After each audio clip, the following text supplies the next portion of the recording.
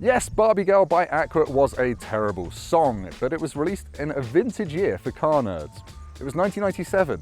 Pierce Brosnan was busy driving a BMW 750 by remote control from his phone in Tomorrow Never Dies, which was the 30th best James Bond film ever. And Ford gave us the Puma. It was a slinky front-wheel drive coupe based on the Fiesta, and we loved it. It was fun to drive, it was vaguely practical, and now you can get it for about £1,000, but that's kind of irrelevant. What is relevant is that the Puma is back.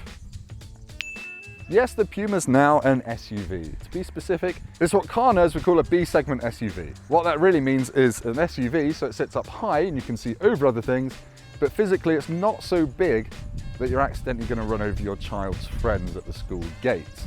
It's going to rival things like the Renault Captur and the Volkswagen T-Cross, which are both so popular, they probably sold more than Elton John's 1997 hit Candle in the Wind. Another throwback.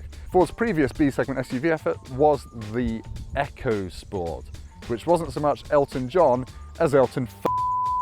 The Puma's got some really cool features. I'm going to grab the camera and I'll quickly show you around them. The Puma has a few cool features, one of which is the boot. So what's so interesting about the boot then, I don't hear you say? If you look under here, you can put that like that, and you have access to what Ford calls the Mega Box. The Mega Box. What it is a massive, basically it's a watertight bathtub for your boot. And it's got a drain at the bottom which you can undo to let all the water out of your boot. Quite useful really. Probably quite useful if you're a serial killer.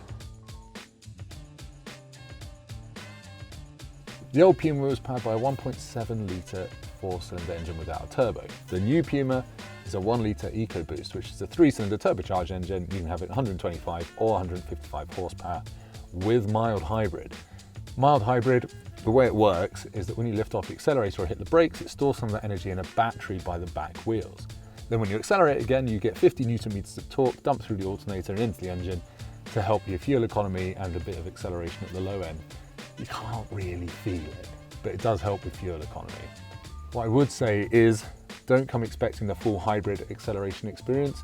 It's a mild hybrid. It's like a Corma to a Prius's Madras. It's not that spicy, but it is quite clever.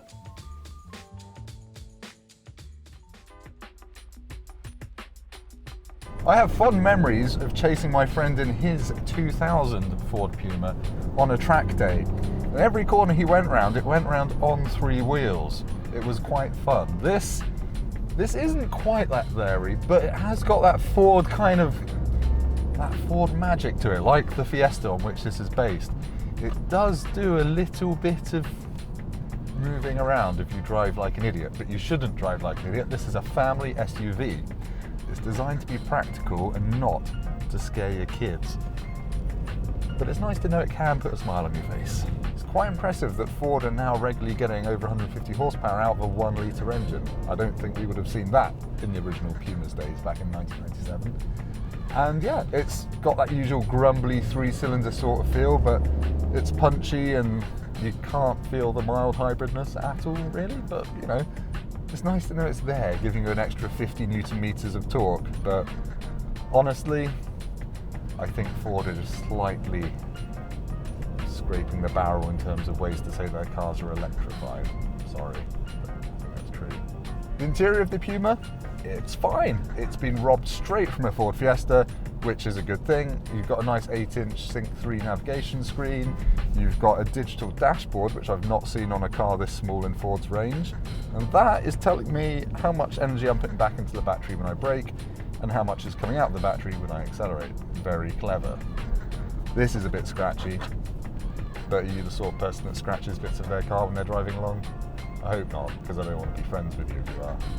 So downsides of the Puma, well, first up, I don't know if it's actually that much taller than a Fiesta. They say it's an SUV, and I'm sure it is a little bit taller than a Fiesta, but when you're standing next to it, it's not like, oh, I can lord it over all the other cars like an SUV should be.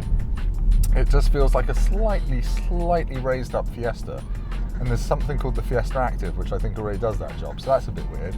Other downsides, I imagine you're probably still not going to get amazing fuel economy if you've been driving quite sportily like we have, up and down steep mountain roads. On long runs, that's when you'll probably get the benefit of the smaller engine and the hybridness. 400 meters, turn right. And you've got a loud sat-nav with it loses points for that. But no, I really like the Ford Puma. It handles brilliantly for what it is. It's fun, which is important, so you don't have to just, give up on life when you have children. And it's got some cool features, like that boot. It's really practical. You can fit a set of golf clubs in standing up in that mega box. And also, it's got a mega box. I mean, come on. You can't not like a car that has a mega box. So what do I think of the Ford Puma? Well, it's clearly changed. Time has moved on and people aren't buying the same sorts of cars they were back in 1997, which is why the Puma is now a family SUV. Do you know what? It's a pretty good one. It's more fun to drive than the Renault Captur, it looks better, and it's got more interesting tech in it. So yeah, some things are best left in the past, but not the Puma name. I think it's found a good home here. Thanks for watching. Sunset!